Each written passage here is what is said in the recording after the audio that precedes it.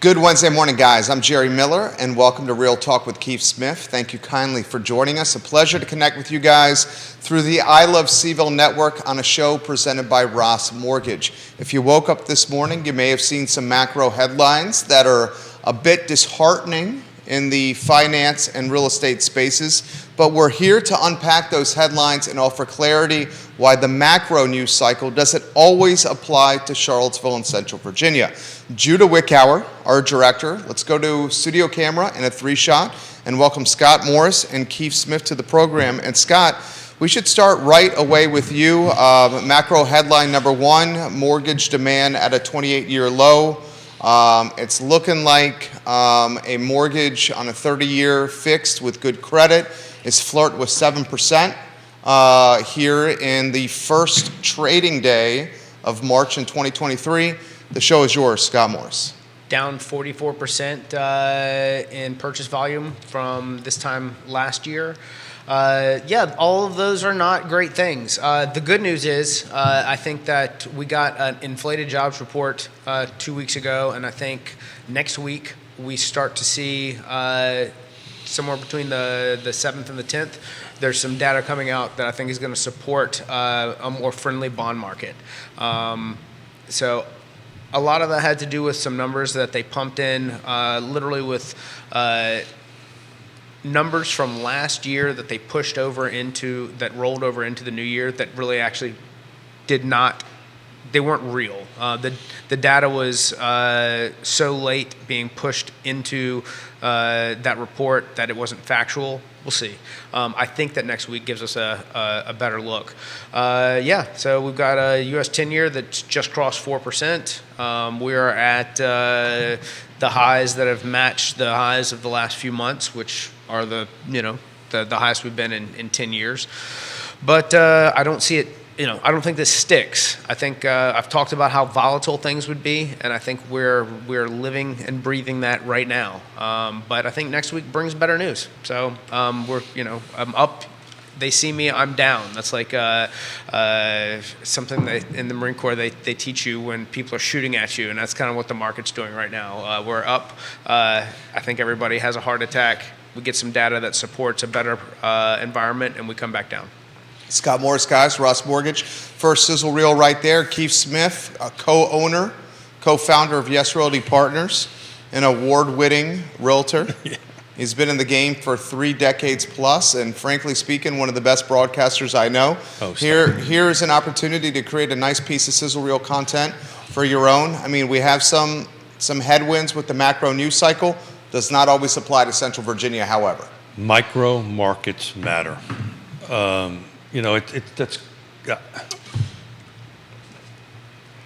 don't consider that news. I consider that entertainment that we're looking on over there. Just 24 hours, 7 days a week, filling stuff in. What I really want to look at is we do these 7 days stuff all the time going back. So on Monday, we looked back, there was 52 homes that came on the market Monday, 7 days back. Today, which are only 3 days away, that number's up to 68. And by the way, the pendings are about the same, 77, 73 days. So, to Scott's point, the interest rates are going up and down. So is houses coming on the market and going off the market. On that end, people are buying, people are selling. They're moving the needle forward. Just to put a reality to it, I've been working on trying to get 3 contracts for 3 buyers between Richmond, Nelson County, and Waynesboro, and been losing every single one of them. Multiple offers. Oh yeah, I had two somebodies lose in multiple offer situations over the weekend, making above list price offers. So, and these are all different price ranges. The one on the other side of the mountain, because of the buyer's circumstances, we're at around $200,000, which is a hard thing to find. Nelson County, we're in the 3 to 4 range, and Richmond, we're in the 5 to 6 range. Every single one of those areas and price points, we've lost to multiple buyers. The 200 one on the other side of the mountain, we lost to cash, which makes sense. That's investor primed rental kind of scenario. But both of them, the one in Richmond was 6 figures over. The one in Nelson County was multiple figures, or double figures double-digit figures. There you go, over. So you could be watching that, but that's not what's happening in the street, right? How's your applications going?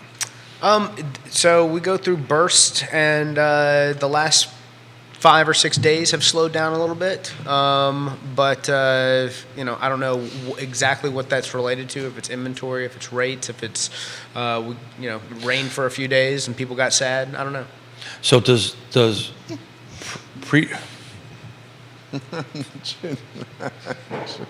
Oh, I love Scott. I love Scott so we're much. just going to walk around with a little bit of ray of sunshine. I am a ray of Scott. sunshine. That's what I'm here for. I love Scott. I love Shine a ray of Scott. sunshine. Elena Mangione watching the program, just an all-around A-plus person. We enjoyed a cocktail and a drink with her last night. It was good to see her. Your real estate colleague, Maggie Gunnell's watching. Hey, Maggie, how are you? She says this is why you play the long-term game here, especially in Central Virginia. Yeah. She knows, you know, Scott knows. The buyer pool is so deep. It really, I don't even want to say this out loud, but I will. Interest rates really don't matter. There's so many buyers that are in that pool that are looking to chase so few homes to buy that, interest rates is not an issue. It's how much am I going to pay? Maybe I'll bring more cash to the table to offset certain things.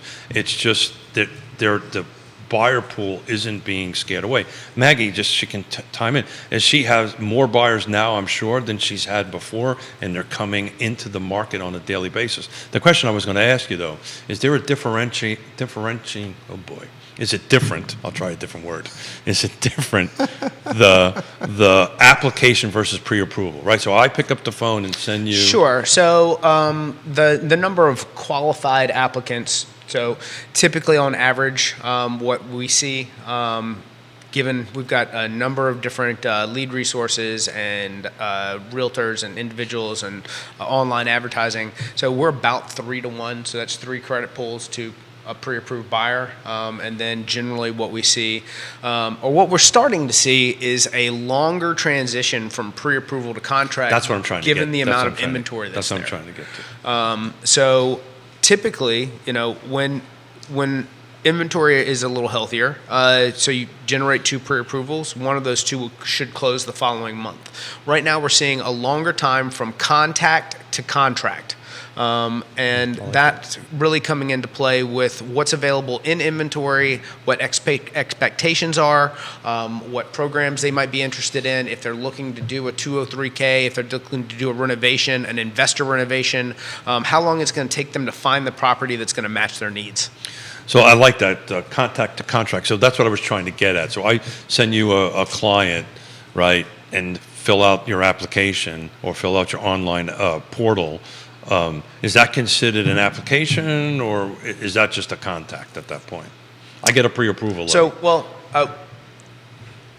I'm trying to. there's so many different, so we consider an application started once there's a contract. I consider for the client an application started once they complete what they need for a credit. So that's the point I'm trying to get to in a very feeble, fumbling way. So the data that we're looking at is really from contracts or from initial contacts? Contracts. Yeah. When you're seeing what the media is publishing is actual contracts. When they talk applications, They mean contracts. They mean contracts. Well, duh, there's less contracts going on now. Absolutely. So therefore, your application's down. I would be more interested in what's the volume of a Maggie Gunnels, Keith Smith, Yonna Smith, any real estate agent reaching out to you and saying, look, I need a pre-approval letter. That's something I'm more interested in, because that means we've got buyers out there actively looking. We definitely have activity, and the number of applications or leads, as far as the way we track them at a team level. So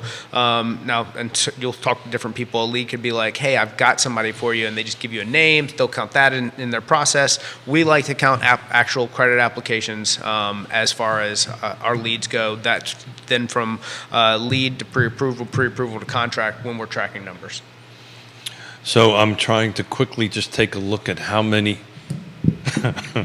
I love that. That was endearing. There you go. You had the branding upside down for those that are listening to the Somebody audio should vision. pick the show up. I'm going to drink coffee. Audio version. No, it makes the show great.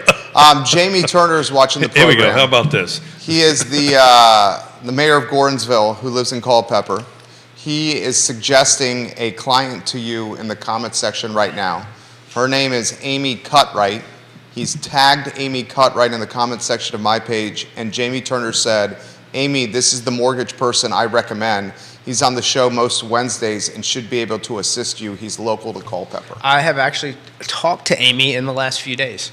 Okay, so we're matchmaking here. Jamie Turner, you're good people. Thank you for suggesting Scott. I responded that Scott Morris moves mountains, and for those that are watching the program, he should be a first call if you're looking for financing for a house. And Amy's family, or her husband, they run a fantastic business called Greenswald, hardscaping and landscaping in the Culpeper, Central Virginia area. They do a fantastic job, and some really, really impressive work. Questions are coming in. You were asking questions of Maggie, who's responding to you now, Keith. Thank you. She says, yes, Keith, and triple exclamation points. So many buyers, not enough affordable housing, especially not enough inventory under 300K. There you go. So my question for Maggie, as she's listening, is the tempo higher now than it was this time last year? In other words, are you seeing more buyers coming out in January, February this year than you did last year? I know we're starting to see it more. Our buyers' phone calls are picking up. Hey, I'm thinking about getting back into the market. I'm thinking about doing this. Where this time last year, they were so demoralized, right? Because, the rates were low. They were losing deals left and right on that end of it. We're starting to see that tempo pick up.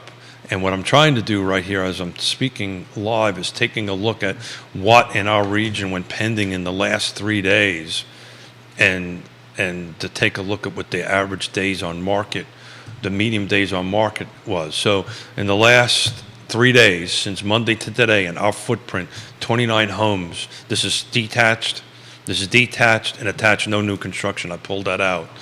Have went pending in the last 3 days. Just think about that. Think about that absorption rate.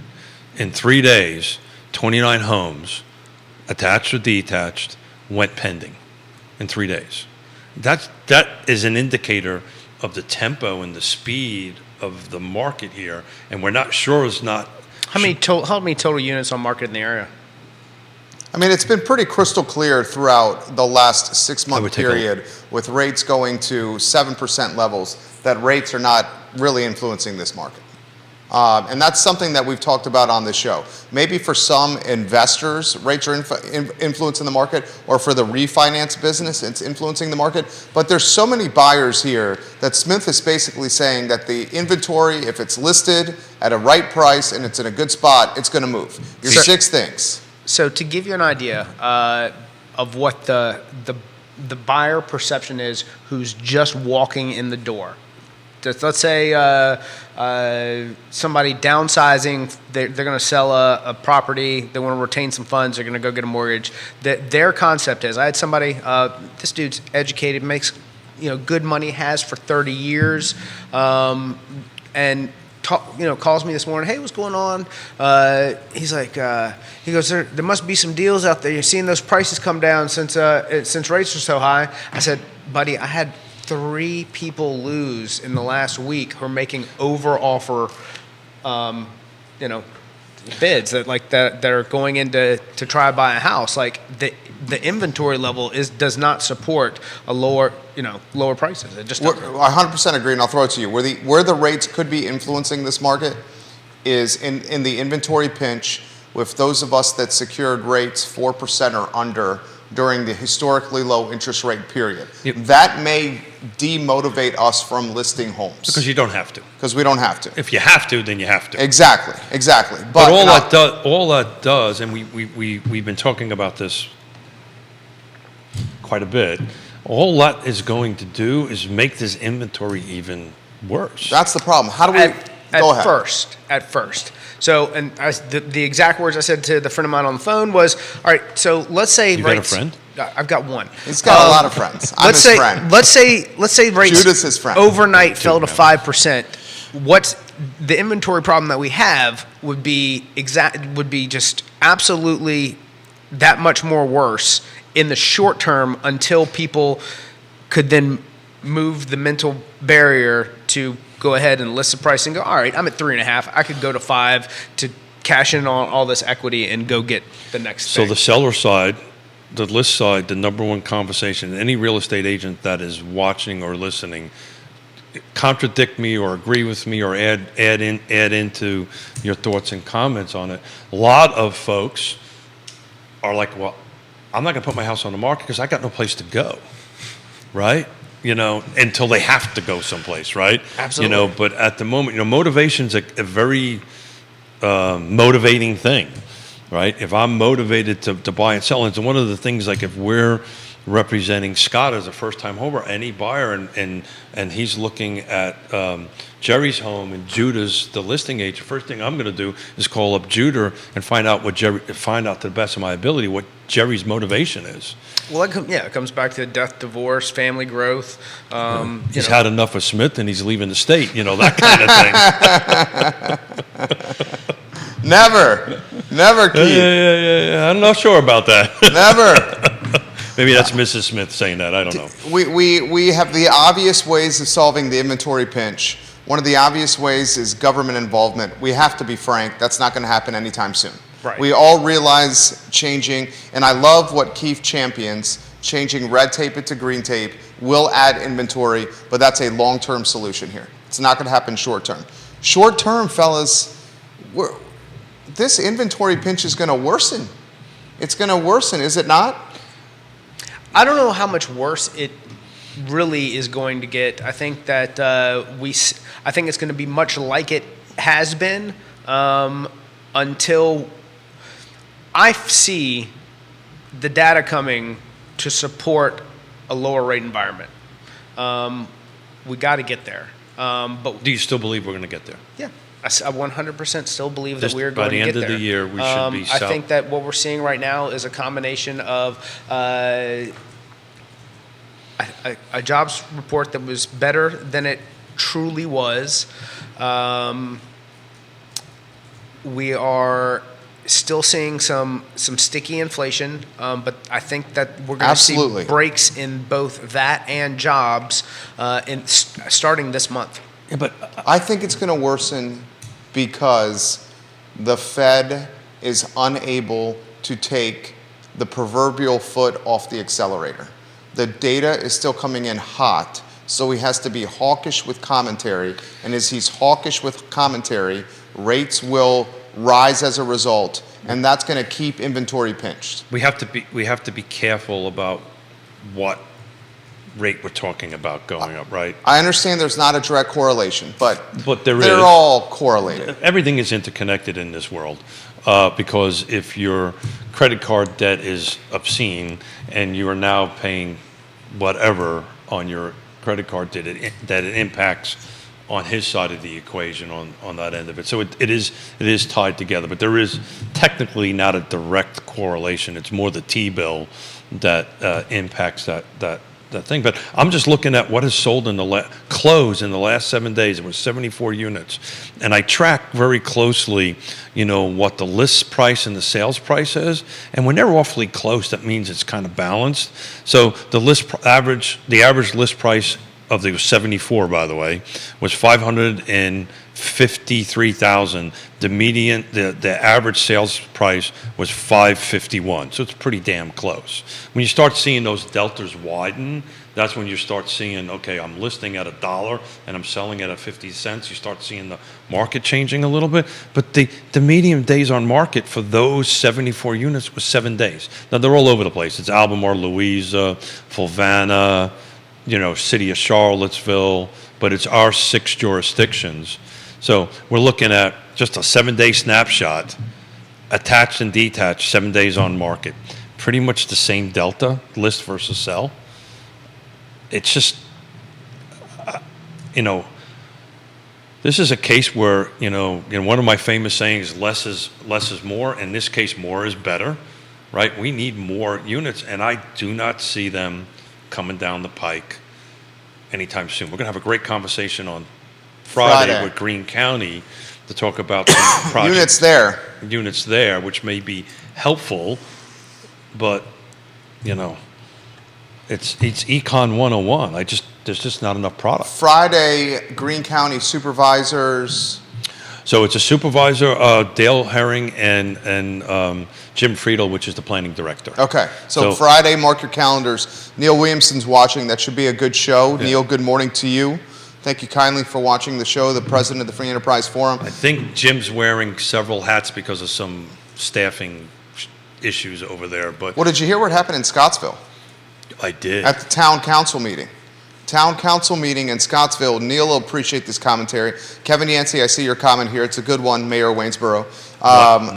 At the most recent Scottsville Town Council meeting, the vote to take the tire plant, Dr. Hertz building, that is laden with asbestos and has been a forgotten property. There's a proposal on the table to convert it into apartments. And town council voted in a very narrow vote not to approve this development. And when that vote went no, one of the councilors that voted yes was so demoralized, he immediately quit council on the spot. He resigned. Literally resigned on the spot right after the vote.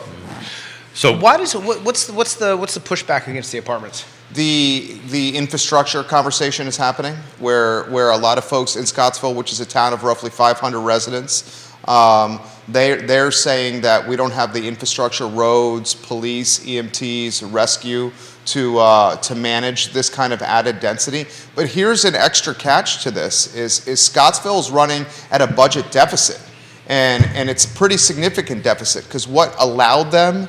I'm very hesitant to say this because I think I know Scott's response to this. During the pandemic, they got relief money, and they spent that relief money, the town of Scottsville. And now that the relief money is gone, they have services that were financed during the pandemic that they're looking for money to keep. Shocking. They're looking to money to keep these services going. One of the ways they could have kept the budget solvent was this apartment complex, the development, because it would have, created incremental revenue. Plus, there was some immediate cash coming in. Yeah. There was some immediate cash coming in, immediate infrastructure things they were going to do. Just to put a little caveat to it, so it got rejected. It got denied. They cannot bring that application back in its current form for another year. So that apartment, that whatever they're trying to get approved, that's done for a year. Now they can bring back something else. But more than the Scottsville, and Scott, you jump in here, Keith, you jump in here. Scottsville is a unique animal because of its town status. The real estate taxes go to Albemarle County. They do not go to the town of Scottsville. Exactly and it's not like they have a ton of restaurants in the town of Scottsville that are generating meals tax revenue. Yes. So they're really looking for revenue sources here. So isn't this kind of like this is what Scottsville has gone through for 50 years. None of this seems surprising to me that the township itself has always been like an impoverished part of the area. But I think if I'm reading Jerry's chemistry right, it's more than that. I can't give specifics, but I had a phone call from driving in from somebody that Jerry and I knows very well for a project in Louisa, in Zion's Crossroads, that's coming up on Monday that they thought they had the approval for, and now they don't. And I was being asked some advice on how they should proceed or not proceed in it on that event. And I frankly couldn't offer them any great words of wisdom, to be frank. But the reality of it is, this is going to be like 500 units that just are not going to get built.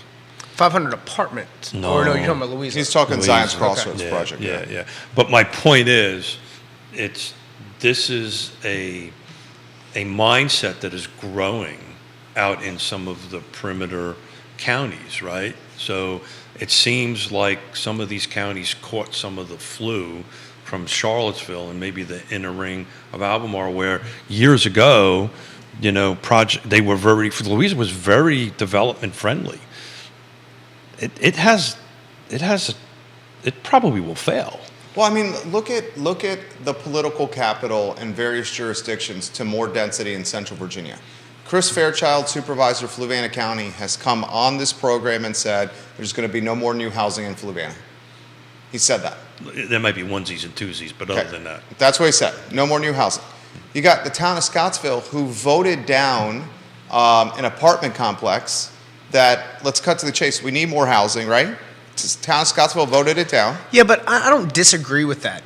If they already can't support their services that they have in place, and these aren't, and we're not even putting, if possibly if they were condos, to where you're putting hopefully a more affluent buyer, resident there, in place of however many units of apartments that you don't have parking to support, where the street parking is a nightmare. You go through all of the checklist of, they are short on police, they are short on EMT, all of these things. Like, how much benefit does the apartment building truly bring? How does Is it more of a burden?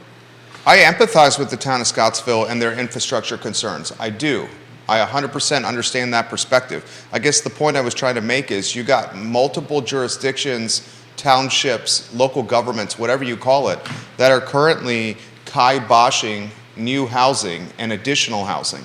So it's a political climate that may not want more housing. We may have to start. Well, I think that's where we are. I mean, that's the reality of it. Well, isn't that where growth extends into other areas? So this is where Goochland and Buckingham and these outlying counties should show some benefit, because with that, Fluvanna just spent however many millions of dollars building a new high school. They get more bodies, they're going to outgrow that, and they still won't have repaid the debt on what they just did. $70 million, and they're, by the way, $20 million in debt for a water system that they don't have yet.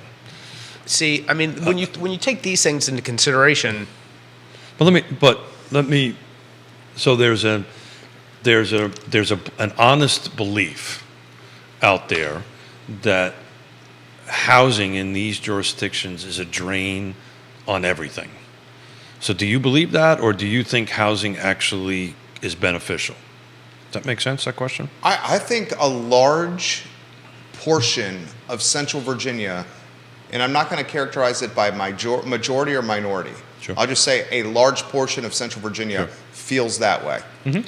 So it depends on but how then much. How are we going to change this inventory? It depends problem? on how much of that community spending is happening inside of that community, or is that spending in Fluvanna occurring in Charlottesville? So Charlottesville gobbles up the sales tax and tax revenue, exactly while the right. county is drowning in bodies and services. That's exactly right. So you want to try to keep them. You're 100% right. 80, 60, 80%, depending on who you talk to, of Lake Monticello travels out of Lake Monticello every day, right? They'd rather shop at Wegmans than Food Line. No, I get it. Kevin Yancey says it was an $84 million high school. 84. Thank you, Yeah. Kevin.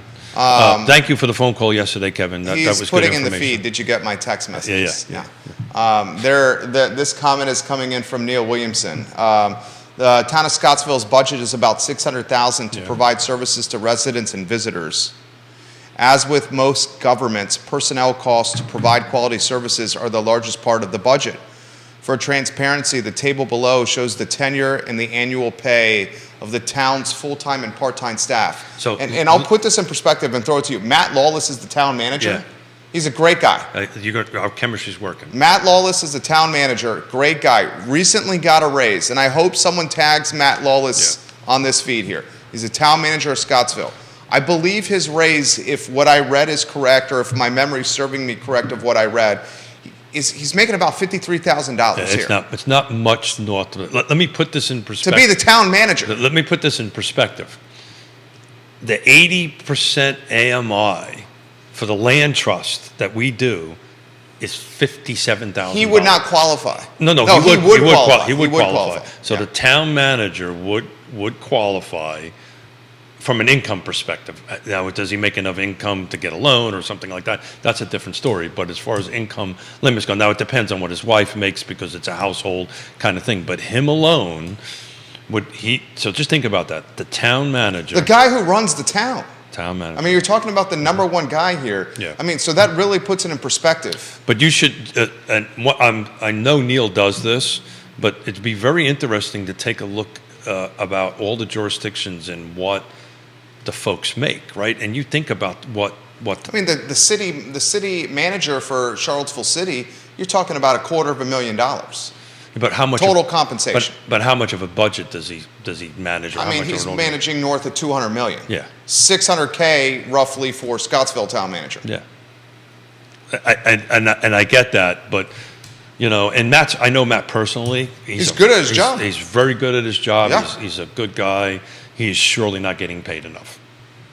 Well, then, and then we go back to every teacher, police, and Yeah, firefighter that all fill these same buckets, and we're saying that we already don't have enough money to support these services, and the infrastructure to support adding more bodies to the pool. I think that's where this becomes this conversation. I can't believe I was just about ready to say this. Is this a chicken and egg thing? It is a chicken and egg right? thing. I knew every show we get chickens in. I'm chicken plus right now. You're chicken plus. I've been There you hatching go. out a bunch of You damn chicks, capitalist, you. So. So you're producing more chickens and eggs. But, so are you saying that we shouldn't do more development until the infrastructure is there, or do we? How, in your mind, how do you reconcile the chicken and the egg in this case? So I think they have Fluvanna to should happen have been harmoniously Fluvanna together. should have been more agree pro-business with that. 20 years ago, and they shouldn't have relied Yeah. on utilities, public yeah. utilities, to Yeah. pay their taxes, Yeah. and they Well- would have been on the other side of the fence with Louisa. we missed the opportunity of having a second power plant, which was, if I believe the math right, is about $6 million a year in taxes, and that got shot down because it wasn't politically astute at the time to go ahead and do that. So we could have had another $6 million. So this Jerry's spot on. It has to be done concurrently. That's a big word. Huh? Very Nicely proud done, of, I'm Keith. proud of myself. Nicely done. I think I even said it right. It has to be done concurrently. But I know this much. Let's talk about our home county, right? Fluvanna County. If we don't either miraculously get high producing tax revenue businesses, which I don't frankly see us getting on it, their budget's going to land on my back, right? On your dad's back, right? And my mother and father's back. And that's why we're having, and Mom, I'm sorry I'm going to say this, but this is why we're having a conversation with Mom and Dad about, what are we going to do, right? So what happens, Coach? All I know is we're at 7%. We're selling houses like crazy, right? We've got buyers. I got nothing for them to sell. What's going to happen to the price of houses? What's going to happen to the price of chickens and eggs? Exactly. Everything's going to continue to go up, but It's going to be more affluent. So, who is it? Who's saying no more houses in Fluvanna? Supervisor Fairchild. All right. So you got the no development. So even if that Pretty influential guy in Fluvanna. even if that were to be broken in some way, you're still 4 years away from that being a thing. Oh, without doubt. And Let's try 6, but there, yeah, without doubt. So the overall inventory problem isn't shifting in the area from those. We can't build our way out of this We in the short term. got it. Okay, thank you for quantifying that. But Michael Payne said that. Michael Payne's running for re-election. Lloyd Snook's running I for saw re-election. that. Yeah, Lloyd Snook's running for re-election. we're going to have some great shows coming up. Undoubtedly. That's why I stand by the comment I made about this pinch with the inventory is going to be a persistent problem. Yeah, It's not rates. It's not the rates. We've seen with the data over the last 6 months. We're looking In a calendar year, or excuse me, in a 365-day period, rates have 2x basically, and the housing is still selling. all you got to do is look at the reports. Yeah. On Real Talk with Keith Smith. I mean, it's It's not the rates. It's not the So, rates. well, all right, to that point. So when you have rates that have 2x in a 12-month period, so anyone who it hinders the transition of people going and taking the next step because of where they are in that sub-4 environment. But I think if we can get to 5, we're going to go through a pain point of, everything takes longer. I like to say everything takes longer than we like to think it does. But let's say it was a 90-day period where, things were just really, really tight, but rates had fallen. But people start seeing the equity that they can have in moving, and then they go, okay, all right, well, I can make it make sense to do this. That's where you get on the other side of it. But we need we need a falling rate environment, and we need it to stick. Okay. We can't dip down for 30 days and then be back up into the sevens 30 days later. So for the sake of a talk show, to steal my good friend's line there, we are now 30, 60, 90 days from now, rate's been sub 5. It's going to stay sub 5. It'll worsen the predicament. What does that do to this conversation we're just having? Inventory. So that's what I'm saying. I think in the short term, it worsens the predicament as far as affordable housing goes, because you're going to see valuations continue to climb. But it'll give people the opportunity to go, okay, I can take this equity and only see this much difference in stepping up into the next thing. Yeah, I give him that. I agree with that. But for the mental hurdle to be cleared, to your point, it has to be more than just the 2 or 3 weeks. Heck, I don't even think it was 2 or 3 weeks when they dropped below 6 this year. It has. How long was that? It was It was a about blip. 2 It was weeks. in New York. It was a cup of coffee. Yeah. So to his point, it's got to be a long period of time for folks to make that mental leap to basically say, I'm 275 now. I'll go to 5 1/4, which that is really difficult for me to. I'm about to say, I don't see you doing that. 275 to 5 1/4 would be really difficult for me to do. Unless- The only way I could do that is the fact that the property has gone up 30% since when I bought Yeah, it so you March off 2020. balance it with cash, and, Yeah. and your monthly payment. That's the maybe. only way I could justify that. Or you're told that's what you do. I mean, no, this one, she trusts me on this one. This is the few that, this is my call to make on this It was one. a joke. Everything else is her call to make. Just a joke. Hey, read Paul Jameson. Reed Jameson Paul, welcome to the show. Where are you watching? Are you in South Carolina these days? Neil Williamson sharing good content. Kevin Yancey, the police are on payroll in the town of Scottsville. Police. That's right. They also Yeah. have Matt Lawless as the top paid employee. His salary is $59,000 now, according to Charlottesville Tomorrow. And that's underpaid. 100% underpaid. Scottsville's now spending $133,000 more on payroll today than it was in 2019, according to the Charlottesville Tomorrow article that was recently published on this. Yeah. So now we don't have a project that was going to bring in cash to make up that $200,000 shortfall, because that's, if you read the article, Yeah. that was the proposal anyway. So that's off the table. It's probably nothing is going to happen there. My suspicion would be, because I don't think it'll pencil out any other way because of the expenses of developing and doing it. So how is the town of Scottsville going to make up that $200,000? It's either going to cut services Raise the meals tax. or raise taxes. I think it's going to be both. I mean, they're talking Yeah. about in the Charlottesville Tomorrow article canceling a sidewalk construction project Yeah. to save $10 Yeah. grand, canceling a $6,000 public art grant to save $6K. They're talking about potentially raising taxes in the town, and those taxes are what specifically, Keith? You got meals tax there that goes to the town, because the real estate taxes go to Albemarle County. They do. Yeah. I don't know enough about the tax structure in the town. The bottom line is whatever the pool they've got, it's going up. Right? It's just that simple. It's going to go up. They got to make up that. They either got to make up that $200,000 somewhere, and each jurisdiction possibly is going to run into the same issue, right? That's why the budget season is so important to watch, which we're in the middle of right now. Or they're just going to cut services. They're going to take police. I mean, $200,000 is a lot. I mean, how much is It's substantial. how much is the salary total? I'd have to. I don't think it equals $200,000. Scottsville is spending $133,000 more on payroll than it was in 2019. Got it. I'd have to figure out the total number from this article.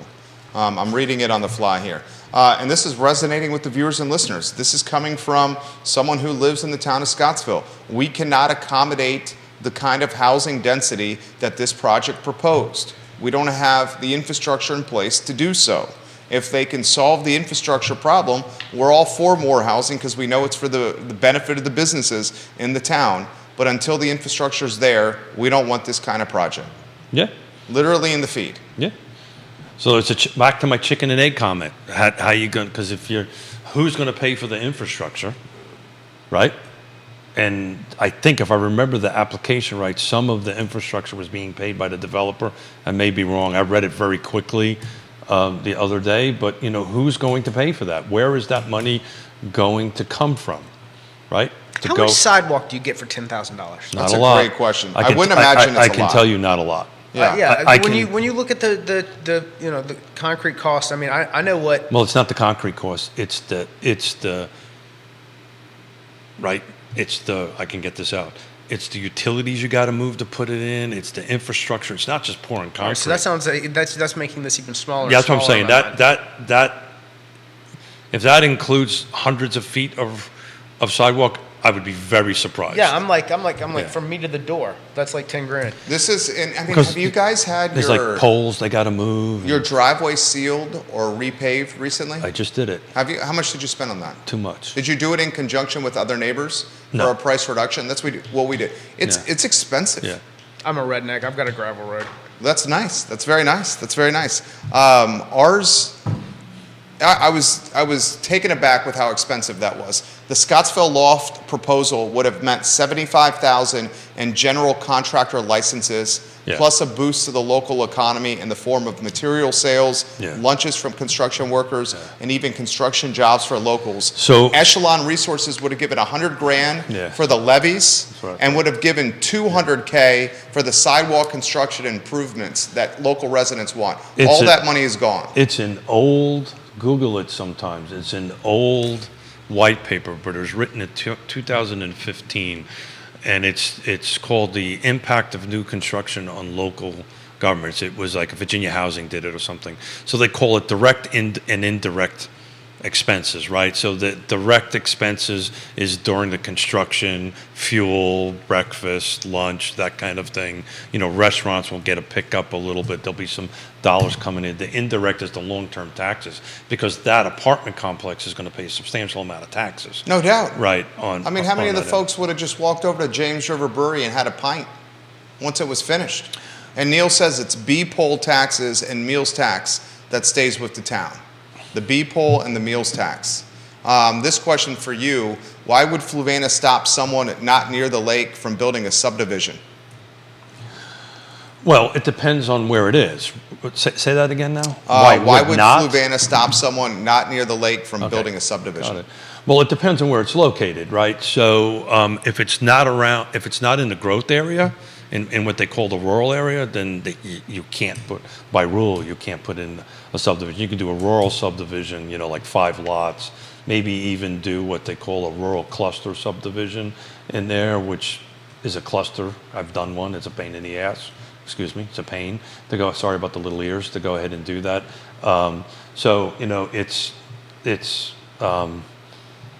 where the growth area is. There's growth areas. There's one around Lake Monticello and Zion's Crossroads. Lake Monticello, the reason folks wanted to do it was because the infrastructure was there, water, sewer, that kind of thing. Crazy times, my friend. Woody Fincham, I promise I'll get to your Hey, comment. Woody. Fincham and Hey, Woody. Associates. He says leadership requires looking at now, but also planning for what is coming. Myopic politicians are not what we need right now. We need housing right now. Woody Fincham says. So I just looked at Lake Monticello just to do a simple thing. The last 60 days, right? We've sold at Lake Monticello because I like using it. It's a simple metrics to do it. We've closed on 16 units in the last 60 days. These are closed and contracted. The median sales price, the average sales price was $350. That same 60 days at the end of 2022, in 2022, 34 was sold. So we're less than half, but the sales price was $335. So year over year, you went up over, somebody do some quick math, roughly $35,000, if I did my math right, on that in value. So And we're down 50%. and 44%. you're down 50%. You're down almost a 1-to-1 How many ratio. active units are there right now? I will find out for you, sir. Let's welcome Erin Searcy to the program. Hey, Aaron, how are you? She's VP of Sales and Associate Broker at Storyhouse. Yep. Hey, Aaron. Real Estate. Love when you watch the program. Join us in the conversation if you want to shape the discussion, Aaron. 9. 9 active units, 4,000 rooftops. It's I tough, pull man. out. I pull out. It's 4,300 rooftops. I pull out new construction out of it. So that's 9. What's the average days on market? right? Average is it's hard to do on active at the moment. I use medium. It's 26. Okay. That's a lot. Actually. That's a lot. That's a lot. That is a lot. So That's that a lot. I mean, that tells. So you I'm looking a at little them bit right about those now, and without getting into specific details on them because I'll get myself into trouble. Yeah. There's one that's over 200 days, which obviously there's an It issue. either has some major problems Yeah, or yeah, it's yeah. majorly overpriced. There's one that's 138 days over market, one 96 days over market, 142 days over market. But when you start looking at the ones that just came on, they're in the single digits. Yeah, so those are out. Yeah, so that's basically what's. They're either the ones that are high ended. They're either overpriced, or they've got something. wrong features or conditions or something. So he gets this question all the time. Grayson, we appreciate you watching the program. North Downtown's finest wants to know when rates are going to drop again. I think we see some. We're going to see some inflation data and some jobs reports come out between the 7th and the 10th. I was hoping that we got some a little reprieve, or we see maybe some like a technical ceiling kind of hold things. If the U.S. 10-year can stay below 4%. We can get in it next week where we should get some good inflation data and some bad jobs reports. Good for the bond market, bad for the overall economy, but that should pull rates back down a little bit. That's what's keeping us flirting with the highs that we're seeing right now. It is only going to make it effing worse. I'm telling you, if rates go down... No. I'm not talking about... We're not seeing that kind of improvement. I'm literally looking at these 9 homes. Just staying off these highs. I'm looking at these 9 homes, and it's really 5. I'm looking at them as you were speaking. There's really only 5 homes on the market, Lake Monticello, because the ones that are up there, they're long really in the tooth. They're really not on the market. Yeah. And I may have just got myself in a bunch of trouble there, but they're really not. So there's really only 5 homes that are really on the market, and if you really want to buy something, I mean, hell, there's nothing available. Okay, there's 1 or 2 that are below $300,000 on that end of it, and those are not so much the long in the tooth end of it, but they're kind of growing there a little bit on it. But the ones that's in 1-day market, 0-day market, they're over $300,000. Yeah. On that end of it, I just think higher interest rates are going to be more buyers getting into the market. We're seeing it right now. It's picking up. The tempo is picking up. Inventory isn't picking up because people aren't moving. We all kind of agree if it's 4 years, 5 years, 2 years, we just don't see new product coming out of the ground in enough volume to make a difference and impact. And why I said earlier, it's all about micro markets matter. They do. And location matters. John Blair watching the program. JB, we'll get to these comments here on LinkedIn. He says the idea of infrastructure in place to serve residential development is simply a bad governance. Yeah. That will never occur. Yeah. A local government may have infrastructure in place, development parks for new industrial office development, but no local government is ever going to build roads and lay sewer water before residential development comes. He also says this, think about it this way, would any taxpayer support capital expenditures and additional operational expenditures before development? That is never going to happen from a political perspective. It's good comments right there. But is that even what we're really getting into? Aren't we talking like? I think that's exactly what we're talking about. But on a basic service level, with existing bodies to support critical fire, police, those items, those are what they're already short on. So if let's say we can build a big enough parking lot to support the apartment building, Well, it's 2 sides to that coin, though, Scott, because let's assume they even had the capital. And you're talking, John he's the city attorney for town of Stanton, and he's now acting city manager in the town of Stanton. He was the city manager of Charlottesville. Yeah, and the city attorney of Charlottesville. This is firsthand. I mean, we're talking about But on heavy hitter. My train of thought on that was, look, let's say we've got the capital to do this. You can't hire anybody anyway, right? I mean, then we get back into the labor problem. We get back to the labor problem, or they don't want to go, right?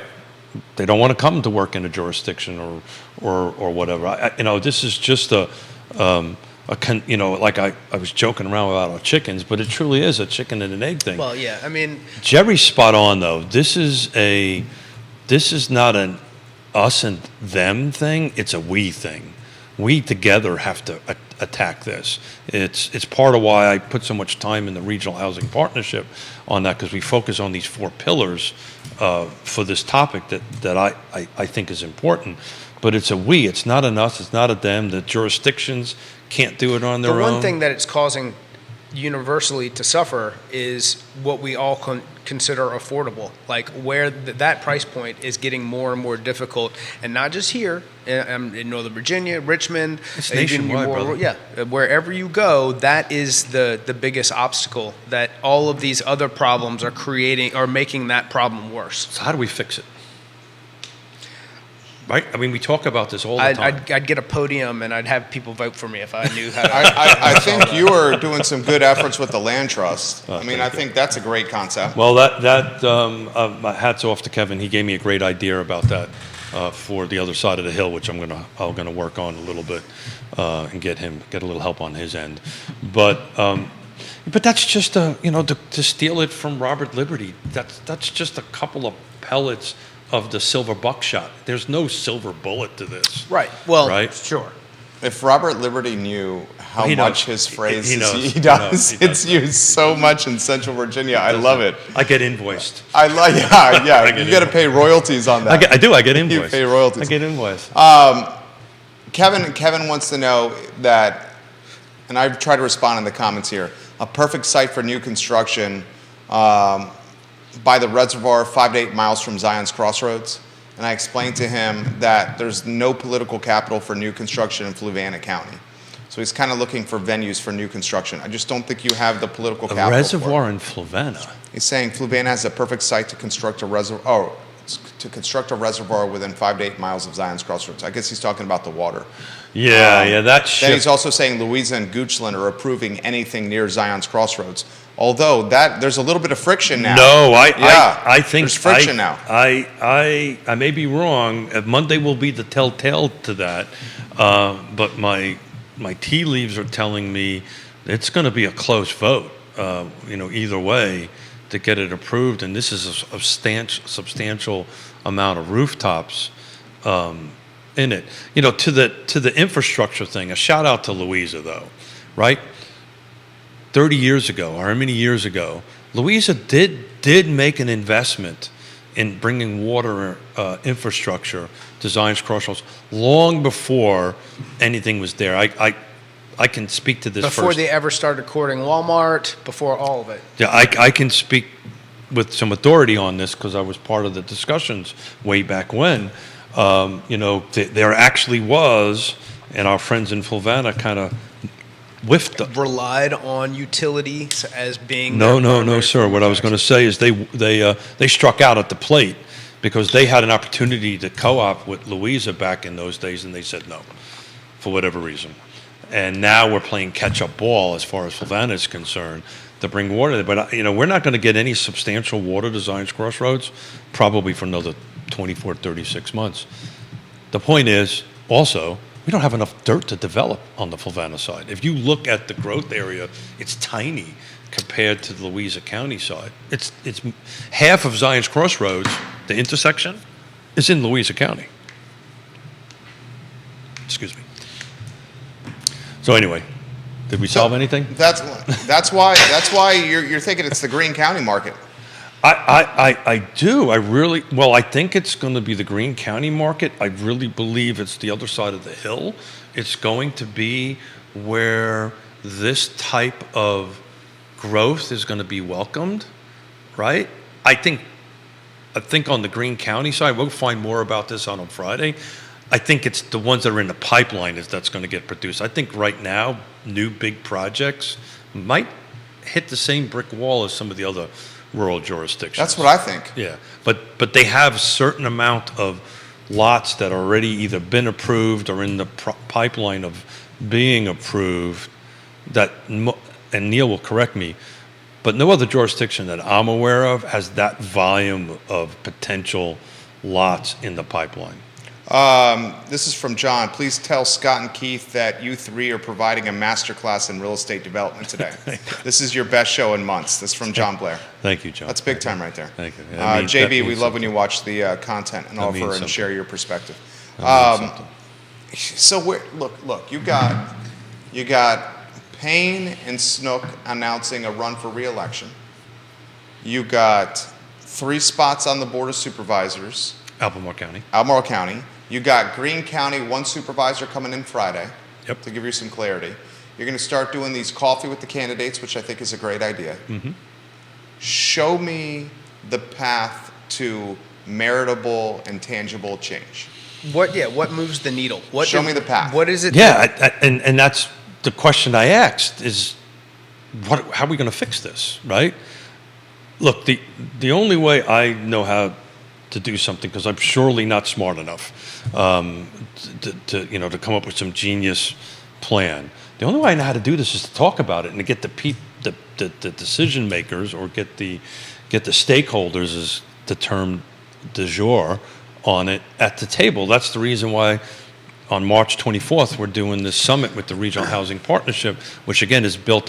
We have all the elected bodies there. We have all the nonprofits in the housing space. We have most of the for-profits in the housing space in this group, and we have the people who we serve.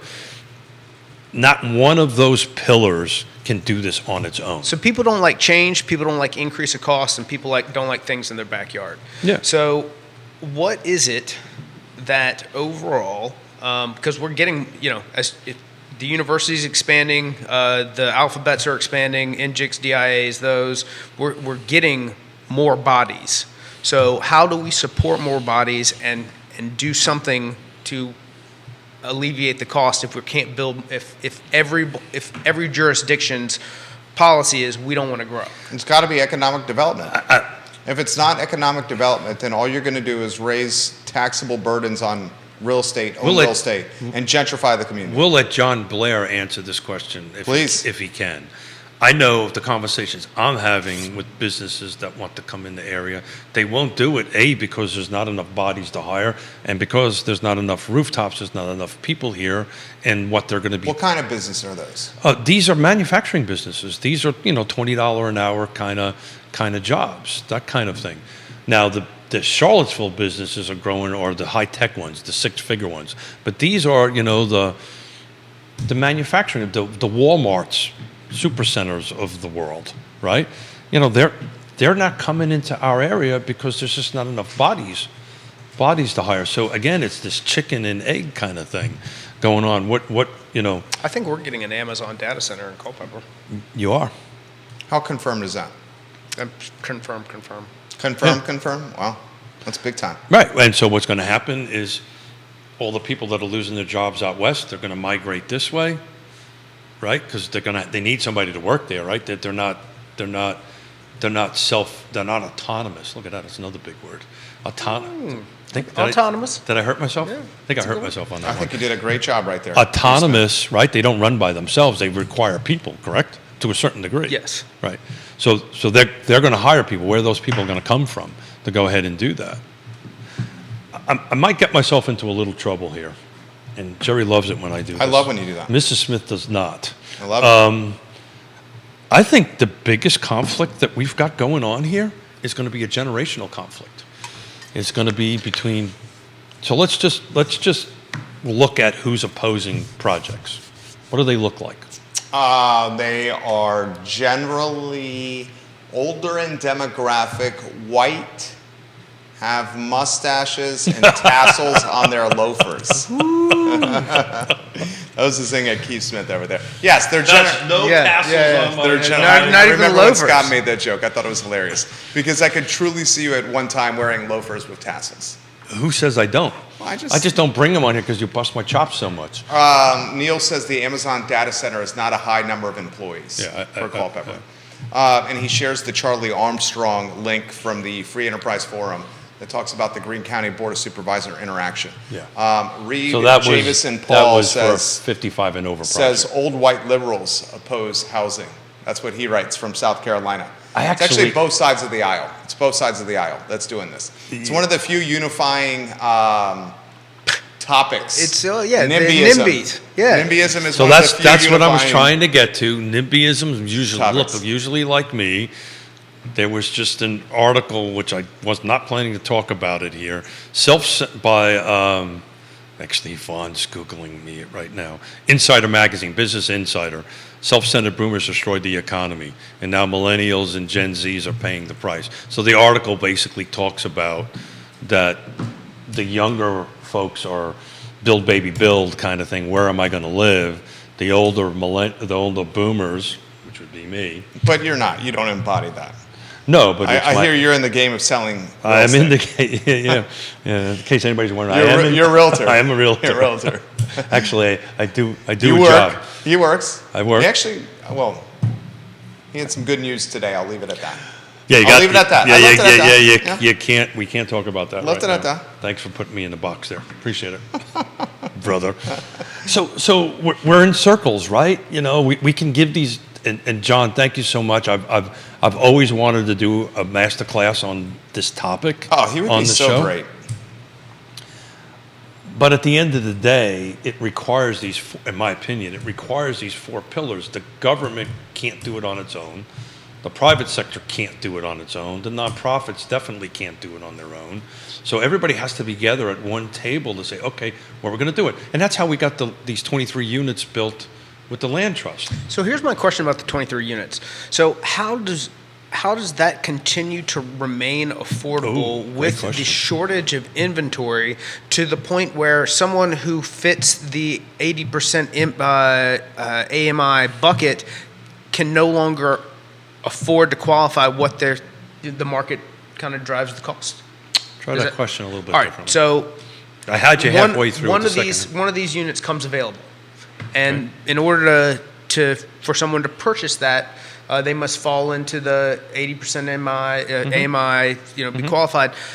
What controls the cost of that when it comes back on market? Oh, you can answer that one. I can. I'm going to try to do it in layman's perspective. and do it without geeking out. Explain it so I can I understand. mean, marine proof? Yeah, Is yeah, that yeah. what you're trying to say? Yeah. There you a good go. Now question. you understand Got it? So I'll do it by an example. Our land trust, the first units we built was on Nassau Street. We built 4 of them. We received $260,000 from Charlottesville. Plus they helped us with a bunch of red tape, turning it into green tape. We expedited some things. So we turned around, we acquired land, we did the horizontal development, and we did the vertical development, sold them for $215,000. So the way the land trust works, it retains ownership of the land, right? So there is a 99-year lease on that land. The buyer buys the improvements on top of it, right? Mm-hmm. So now when that process happens, the land trust does a fair market appraisal. Matter of fact, Woody does it. Does the fair market appraisal. So those units, I think it was 2.5, 3 years ago, when they were sold, they sold for $215,000. Done. They're in the house. 80% AMI, yada, yada, yada. They're in the house generally for like no cash down because we pay closing costs and all this great stuff. 2 years later, I get a phone call. I'm ready to move up the housing ladder. I've got a new job. I'm ready to move up. I want to quantify back. As long as that buyer's in that house and their salary goes up, they're in the house. They're good, right? They're in it, right? Maybe that was part of the question you were trying to ask. They want to sell the house. I got what it. controls the value of the house? I'm trying to get there. So now 2 years from now, they're ready to sell. We do another appraisal. In this case, it jumped up to $400,000, right? So they went from $300,000 to $400,000 in 2 years. I thought they bought it at $215,000. They bought it at $215,000. The market value was $300,000. Okay. So the market value then 2 years from All right. Now the market value is $400,000. $400,000. What's the? Well, let me get it. So they get to use 25% of that appreciation, that $100,000. They add it to their $215,000 initial purchase price. So the maximum sales price is $240,000, right? And the buyer has to make 80% AMI and below. So that does that. And oh, by the way, in both those cases, they walked away with over $50,000 cash, moved up the ladder. So it was win-win-win. It was a win-win-win. And then but you know what's even better for the jurisdiction? the city gave us $60,000 for each lot. That's $60,000 will continue to give forever. So I'm not going back to them and saying, I need another $60,000 for the buyer who's buying that. So it's a one and done, much like my martinis at Tavola, one and done. And it's true, I walk in and the bartender goes, one and done? Yeah, one and done. And so I hope that wasn't too complicated. No, I get it. So, all right, so What happens after the 99 years? It renews automatically. There you go. So, conceivably, right now, originally appraised at 300, purchased at 215. Now we could be at 450. They get to keep 25% of the delta. And 265. 265 can't sell to anybody that makes more than 80. And- Oh, by the way, our average AMI is 65. But that gives you an idea. So, to the point, it's one solution. It's not the solution. it's not even a solution. How many? We're talking 15 units total. No, I've done more than that. I know, I understand that. But what I'm saying is, for everybody else, we went from 215 valued at 300. Forget it. We went from 300 to 450. Where does that place every other buyer who's That's out exactly there? right. That's the problem. price? That- That's that's- the yeah. problem. Th- That's why this he is- says it's a silver buckshot. It's two. It's not the solution. It's two pellets within a buckshot. It's not the. You have to bring along everybody else of those pillars in order to get closer to a silver I mean, bullet. we had How do probably. I get like a tiny house development like approved somewhere? But where would it go? But you can't. That's the problem. And also, the tiny houses But the are cost- often priced per square more expensive than the single-family detached. to And build. why is that? You want to tell him? No, you, sir. You're the contractor. You're the No, class A. we've been doing this together. John's You know got the- an answer for you, though, Yeah, go on ahead, your John. question. Go ahead. He says, to answer Keith's question, I think you need a pro-growth agenda in the area. Yeah. You need the Albemarle County Economic Development Department to acquire land for manufacturing developments. Yeah. But you also need for the county, which is the biggest player in the area, to upzone like crazy for residential development. Increase the development area from 5% to Yeah. 6% of the county's land mass. Yeah. And he's- Answering your question specifically. he's Yeah, doing that. and thank you, John. So I'm actually more in favor of a land bank so that the jurisdictions, and that's something I've been pushing, that the jurisdictions, if they had brownfields or parking lots or some amount of land that they weren't using, they put it into a land bank, and the land bank then reaches out to different developers. Very similar to what UVA is doing, that I'm part of the community engagement team. Yeah. We send out RFPs and so forth and so on in it. That methodology works. But look, I was frankly, I was having a conversation with Kevin about this yesterday as I was driving to Fredericksburg for a meeting. Another path is, tax delinquent properties. We just don't have any here. Yeah. This is in Richmond. Richmond's Yeah, this got is in 1,000. Richmond. There's some on the other side of the hill, and that was the conversation. What, in Waynesboro? So, area? but then, typically, who goes in and gobbles up tax delinquent properties? Investors. Yeah, Investors. wealthy folks that have cash on hand. Yeah, so if the jurisdiction, and I don't know how this works because I'm sure there's some state laws that mandate this, which I'm an expert at this at all, but if the land trust could get a shot at it first, legally, that would be a good thing. That's not a bad idea. That wouldn't be It's a a great bad idea. I just don't. I think it Unless has to go to the steps. Unless that I had the money to not only dislike that idea, but then beat you over the head in court about how wrong I think it is. Yeah. It could happen. So I think, and Neil would know this, I think for sure. I think it's like a foreclosure, Yeah. right? It has to go to the court steps in order for it to get in. I don't think they can unilaterally just take it, but I may be wrong. I want to emphasize I this. may be wrong. They Please can't don't- please until don't. you get enough people to vote on it, and then that's Please Where don't. the argument- Please We've don't. had, in the 23 years that I've been in the Charlottesville area, I've been here 23 years in August, we've had arguably the most pro-housing counselor in Michael Payne on there. I think Dave Norris is probably in that category too. Michael Payne, you can make an argument the most pro-housing counselor in the last 2 decades. I actually think the timing, if that's what you're thinking.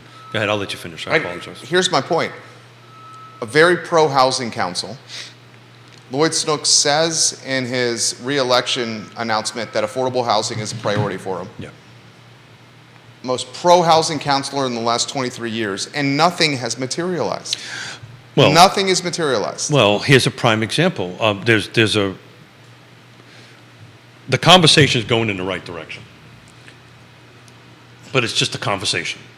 Excuse me. It's just a conversation. The best, go ahead. But without those other pillars, the government just can't do this on its own. It could help, it could facilitate, it could potentially fund, it could turn red tape into green tape, but it really can't do this. It takes a willing seller, to quote Neil Williamson. Somebody's got to be willing to sell this land to go ahead and do it. But it's They got to be willing to sell the land.